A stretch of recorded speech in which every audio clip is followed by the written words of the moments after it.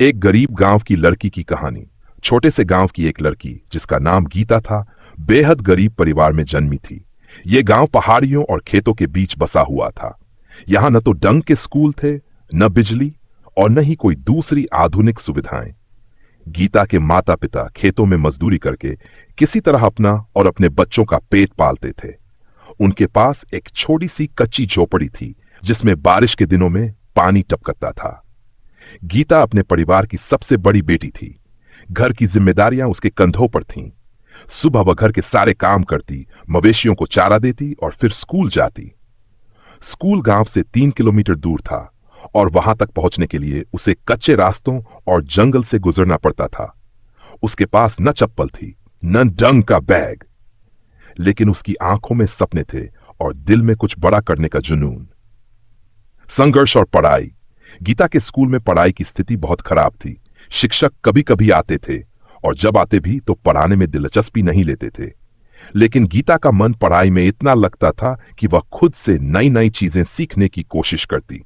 उसके पास किताबें खरीदने के पैसे नहीं थे, इसलिए वह अपने दोस्तों से पुरानी किताबें उधार लेती और रात में मिट्टी के दिए की रोशनी में पढ़ाई करती। गांव के दूसरे लोग अक्सर गीता का मजाक उड़ाते थे। वे कहते, लड़कियों को पढ़ाने से क्या फायदा, आखिरकार उन्हें चूल्हा चौका ही करना है। लेकिन गीता ने इन बातों की कभी परवाह नहीं की। उसने ठान लिया था कि वह अपनी मेहनत से अपनी किस्मत बदलेगी। एक शिक्षक की मदद। एक दिन स्कूल में एक नए शिक्षक रमेश सर की नियुक्ति हुई। उन्होंने गीता की लगन और मेहनत को देखा। रमेश सर ने महसूस किया कि गीता में कुछ खास है। उन्होंने उसे प्रोत्साहित किया और उसके लिए किताबें और नोट्स का इंतजाम किया। रमेश सर ने गीता को बताया कि जिले में एक छात्रवृत्ति परीक्षा आयोजित की जा रही है, जिसमें पास होने पर उसे शहर के बड़े स्कूल में पढ़ाई का मौका मिल सकता है। गीता ने पूरी लगन और मेहनत के साथ इस परीक्षा की तैयारी शुरू कर दी। दिन में वह स्कूल जाती और रात में देर तक पढ़ाई करती। आखिरकार परीक्षा का दिन आया। गीता ने परीक्षा दी और अपने गांव में सबसे ज्यादा अंक लाकर छात्रवृत्ति जीत ली। शहर की दुनिया। छात्रवृत्ति के जरिए गीता को शहर के एक अच्छे स्कूल में पढ़ाई का मौका मिला। यह उसके जीवन का सबसे बड़ा मोड़ था। लेकिन यहां की दुनिया गांव से बिल्कुल अलग थी।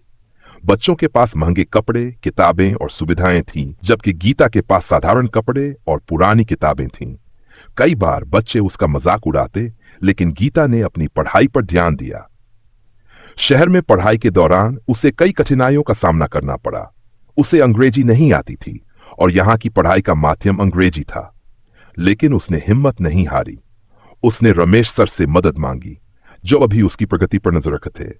धीरे धीरे गीता ने अपनी मेहनत से अंग्रेजी में भी महारत हासिल कर ली। सफलता की पढ़ाई पूरी करने के बाद गीता ने एक प्रतियोगी परीक्षा में भाग लिया। उसने अपनी पूरी ताकत लगा दी और देश भर में टॉप किया। उसे एक प्रतिष्ठित सरकारी कॉलेज में पढ़ाई का मौका मिला। कॉलेज में भी उसने अपनी मेहनत से सभी को प्रभावित किया। पढ़ाई पूरी करने के बाद गीता ने एक सरकारी अधिकारी की परीक्षा पास की और एक बड़ी पदवी पर नियुक्त हुई। उसने अपने परिवार की हालत सुधारी और उन्हें गरीबी से बाहर निकाला। उसने अपने माता पिता के लिए एक पक्का घर बनवाया और अपने छोटे भाई बहनों की शिक्षा का इंतजाम किया। गांव के लिए योगदान ने अपने गांव को कभी नहीं बुलाया। उसने गांव में एक स्कूल और लाइब्रेरी बनवाई। उसने सुनिश्चित किया कि गांव की हर लड़की को पढ़ाई का अधिकार मिले। वह अक्सर गांव में आकर बच्चों को पढ़ाई के लिए प्रेरित करती। गीता अब एक मिसाल बन चुकी थी। उसकी कहानी ने केवल उसके गांव बल्कि पूरे क्षेत्र के लोगों को प्रेरित किया। उसने यह साबित कर दिया कि परिस्थितियां चाहे कितनी भी कठिन क्यों न हो, अगर मन में हौसला और दिल में जुनून हो तो कोई भी सपना पूरा किया जा सकता है। संघर्ष के बिना सफलता अधूरी है और मेहनत के बिना सपने अधूरे हैं।